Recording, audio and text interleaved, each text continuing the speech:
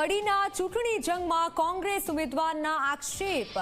કુંડાળ ગામમાં બોગસ ચૂંટણી એજન્ટ ઘૂસ્યાનો આરોપ મુકાયો છે। કુંડાળ ગામના બૂથ નંબર 160માં નકલી એજન્ટ ઘૂસ્યાનો આરોપ લાગ્યો છે। રમેશ ચાવડા ચૂંટણી અધિકારી સમક્ષ ફરિયાદ કરવા માટે પહોંચ્યા। રમેશ ચાવડા પહોંચતા એજન્ટ ભાગી ગયો હોવાનો પણ આરોપ છે। ત્યારે આ ગંભીર આરોપ મુકાયો છે।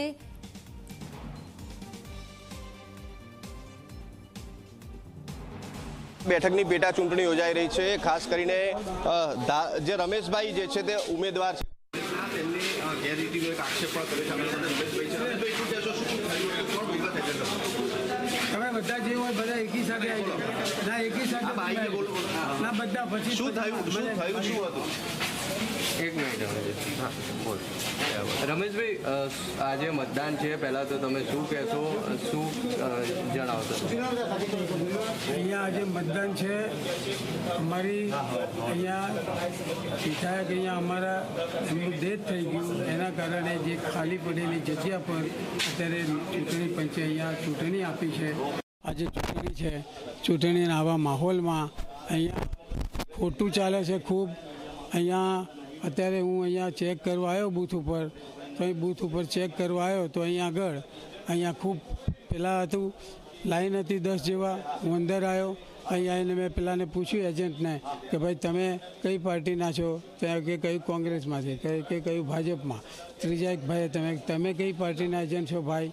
એટલે તરત એણે કહ્યું કે હું અપક્ષ એજન્ટ છું। હવે અહીં અપક્ષ તો કોઈ છે જ નહીં।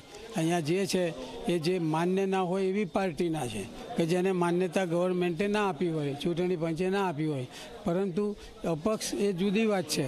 અને માન્ય પાર્ટી અને જેને માન્યતા ના મળી હોય એ પાર્ટી એટલે પાર્ટીમાં જ લોકો હતા હે ને, જેને માન્યતા નથી મળી એવા ટૂંકમાં એ એજન્ટ કે હું અપક્ષ છું। એટલે એને મેં પૂછ્યું પેલાની જોડે પ્રિસાઇડિંગ અધિકારી, મેં કહ્યું કે ભાઈ આનું તમે લાવો, આ કોણ છે, આ કોણ છે આ? એટલે એમણે મને ફોર્મ કાઢ્યું તો કે અહીંયા ફોટો ચોંટાડેલો નથી ને એનો ફોટો ખોવાઈ ગયો છે ને ફોટો મળતો છે નહીં ને આમ કરીને એણે ચાલુ કર્યું, આને ચાલુ કર્યું એવું। અચ્છા, એ કોણ લોકો હતા? તમે કોઈને ફરિયાદ? એક જ વ્યક્તિ।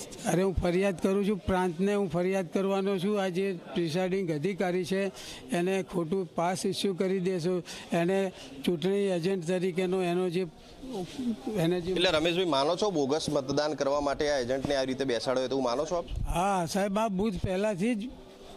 બૂથ પહેલાંથી આખા ગુજરાતમાં આ બૂથ બદનામ છે। આ બૂથ ઉપર 90-95% મતદાન થાય છે આવી રીતે। અને આ તો હજુ શરૂઆત થઈ છે। આ 7:30 વાગે બનાવ બન્યો આટલો વહેલો।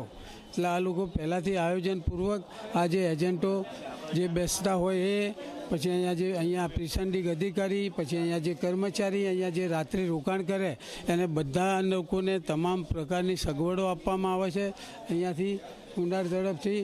અને એમને ખૂબ જ પેલી હમણાં આપ જોજો અહીંયા 2000 માણસનું ટોળું અહીંયા આવશે, પોલીસ એને બહાર કાઢશે બી નહીં। તમે એને પકડો ત્યારે ભાગી ગયો તો તમે શું? કઈ પાર્ટી દ્વારા થાય? ભાજપ તરફથી જ થાય ને, બીજી કઈ પાર્ટી દ્વારા થાય? ભાજપ તરફથી થાય છે। તમે એને પકડો એટલે કઈ બાજુ ગયો? શું ભાગી ગયો કે તમે પેલો દરવાજો રહ્યો, ચાલો એ બાજુ મૂવી ફેરવો, પેલો દરવાજો રહ્યો જો મૂવી આ બાજુ ફેરવો ભાઈ। હવે શું કાર્યવાહી કરશો? દરવાજો જોતા છો ને તમે? અરે મેં કહ્યું ને હું એની વિરુદ્ધમાં અરજી કરીશ। બિલકુલ આ હતા કોંગ્રેસના ઉમેદવાર ગેરરીતિ થઈ હોવાનો આક્ષેપ કરી રહ્યા છે। હું આપને બતાવવા માંગીશ કે આ કુંડાળનું મતદાન મથક છે। અહીંયા આગળ જે છે તે વહેલી સવારથી જ મતદારોનો ઘસારો જોવા મળી રહ્યો છે। લાંબી કતારોમાં અહીંયા મતદારો જે છે તે મતદાન કરવા માટે આવી રહ્યા છે। પરંતુ મતદાન શરૂ થતાની સાથે જ કહી શકાય કે કુંડાળના બૂથ પર વિવાદ સામે આવ્યો હતો।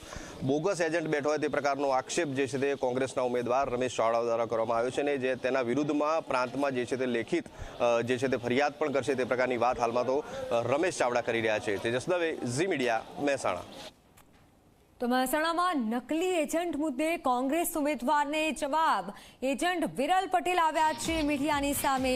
હું કાયદેસરનો એજન્ટ છું, અંદર જઈને તપાસ કરી શકો છો, માથાકૂટ ન થાય એટલે બહાર નીકળ્યો હતો। વિરલ પટેલ હવે સામે આવ્યા છે। મહેસાણામાં નકલી એજન્ટ મુદ્દે કોંગ્રેસ ઉમેદવારને જવાબ આપ્યો છે એજન્ટે કે હું અસલી એજન્ટ છું અને માથાકૂટ ન થાય તે માટે બહાર નીકળ્યો હતો। હું કાયદેસરનો એજન્ટ છું। નહીં, એમનો ખોટો આક્ષેપ હતો કોંગ્રેસના ઉમેદવારનો, કેમ કે હું કાયદેસરનો છું જયેશભાઈ કરશનભાઈ રાઠોડનો એમના તરફથી જ છું પુલિંગ એજન્ટ જયેન્દ્રભાઈનો અપક્ષ પાર્ટી. તેમનો આક્ષેપ છે તો બોગસ એજન્ટ તમને પકડાય તો ભાગી ગયા અહીંયા. બોગસ એજન્ટ નથી, મારું અંદર ફોર્મ ફિલઅપ છે, મારી અંદર ફોટો છે, બધું છે અંદર. એમને એવું હતું ચેક કરી શકે છે મારી સાઈડથી. ભાગ્યા કેમ? એટલે મારા અંદર કોઈ બબાલ નથી કરવી, કોઈ ઇસ્યુ ઊભું ના થાય એજન્ટ, એના માટે હું નીકળી ગયો હતો બહાર. તેમને આક્ષેપ કર્યો કે તમે અહીંયાથી પકડાય એટલે ભાગી ગયા. પકડાય પણ અંદર ચેક કરી શકે છે ને રહ્યા, અંદર મારું ફોર્મ ફિલઅપ કરેલું છે.